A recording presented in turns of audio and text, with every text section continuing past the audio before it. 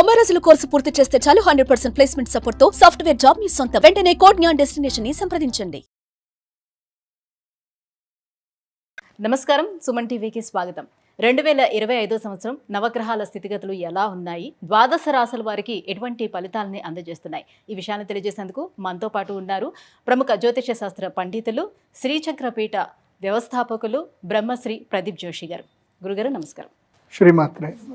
గురుగారు, 2025 సంవత్సరం కన్యా రాశి వారికి ఎలా ఉండబోతుంది? ఈ 2024 అయితే వాళ్ళకి చాలా బాగానే నడిచింది, బట్ ఇప్పుడు ఈ 2025 ఎలా ఉంటుంది వాళ్ళకి?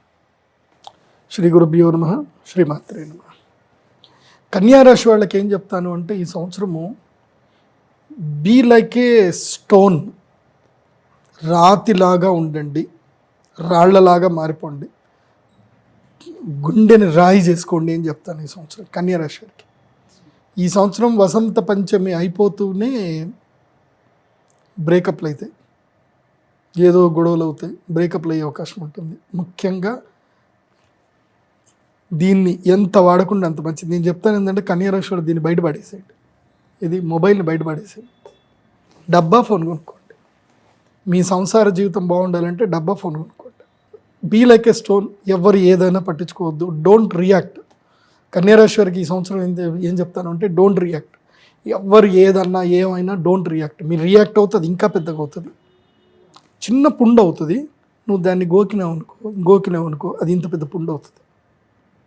ఓకే, పుండు కాస్త గాయం అవుతుంది. సో పుండు వచ్చింది అనుకో, దాన్ని ఏమనుకుని అట్లాగే పక్కన పెట్టు, అది పుండు మానిపోతుంది. దాన్ని గోకినావు అనుకో అంతే అవుతుంది. అంటే ఒక చిన్న ఏదైనా ఇష్యూ జరిగింది, దాని మీద చర్చలు పెట్టి, దాని మీద డిబేట్లు పెట్టి 10 మందికి చెప్పి అది చేసి ఇవేవి చేయొద్దు, చిరిగి షార్ట్ అంత అవుతుంది. గుర్తుపెట్టుకోండి. సింపుల్, మ్యారిటల్ లైఫ్ డిస్టర్బ్ అవుతుంది కన్యారాశి వాళ్ళకి. మ్యారిటల్ లైఫ్ డిస్టర్బ్ అవుతుంది, బాగా గుర్తుపెట్టుకోండి. నేనేంది, నేను గొప్ప, నేను తగ్గేదేలే అనుకుంటే మాత్రం బాగా ఇది అవుతుంది. నేను కన్యారాశి వాళ్ళందరికీ చెప్పేది ఏంటంటే, ఒకసారి మీరు మామూలుగా ఒక పిక్నిక్ పోయినట్టుగా ఫ్యామిలీ కోర్టుకు పోయిరండి.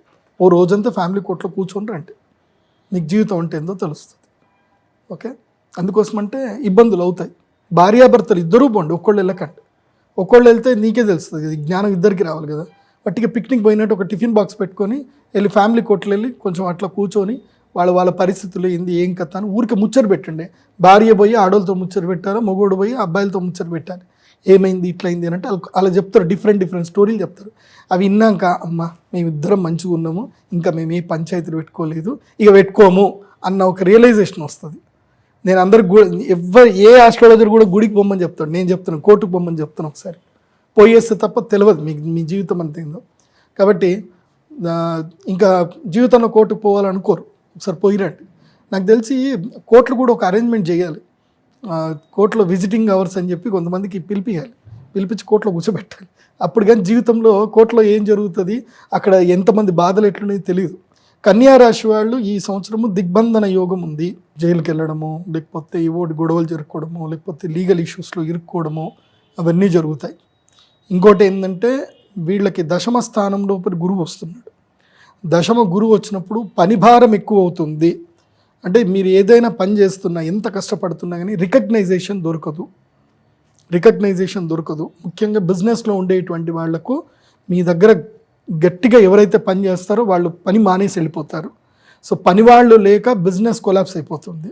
కాబట్టి వర్కర్స్కి తప్పకుండా ఎక్కువ డబ్బులు ఇచ్చైనా సరే వాళ్ళని కాపాడుకోండి కన్యారాశి. చాలామంది బిజినెస్లో ఏం చేస్తారంటే, వర్కర్లని వాళ్ళు శాలరీ ఇచ్చి పనిచేసే మిషన్ల లాగానే చూస్తారు. అది పొరపాటు అవుతుంది కన్యారాశి వాళ్ళకి. వర్కర్లకి బోనస్ ఇవ్వండి, వాళ్ళతోటి ప్రేమగా మాట్లాడండి, వాళ్ళ ప్రాబ్లమ్స్ని మీరు ఓన్ చేసుకోండి, వాళ్ళ మనసులు గెలుచుకోండి. లేదా వర్కర్లు వదిలేసి వెళ్ళిపోయారనుకోండి, మీ బిజినెస్ మొత్తము ఆగిపోతుంది. ఎందుకోసమంటే ఇప్పుడున్న పరిస్థితుల్లో మంచి లేబర్స్ దొరకరు. వర్కర్లు దొరుకుతారు మేబీ, కానీ నమ్మకమైన పనివాళ్ళు దొరకరు. నమ్మకమైన పనివాడు, పని తెలిసిన పనివాడు, ఇవి రెండు కలిపి ఎవడని దొరికితే మాత్రం వాడి కాళ్ళు గడిగి వాళ్ళని ఉంచుకోండి, వాళ్ళు ఎవరైనా సరే. ఓకే, ఇది బాగా గుర్తుపెట్టుకోండి కన్యారాశి. ఎందుకోసమంటే ధన నష్టము ఇతరుల మూలకంగా, నీ వల్ల అయితే ఏం జరగదు కానీ ఇతరుల మూలకంగా ధన నష్టం జరుగుతుంది. సింపుల్, అక్షయ తృతీయ వరకు వీళ్ళు చేయాల్సింది ఏంటంటే, కన్యారాశి వాళ్ళు ముక్కు మూసుకొని మూలకు కూసోవాలి. ఏం మాట్లాడద్దు, ఇంకా ముక్కు మూసుకొని మూలకు కూర్చోవాలి అంతే. డైలీ రొటీన్ పనులు మాత్రం చేసుకోవాలి.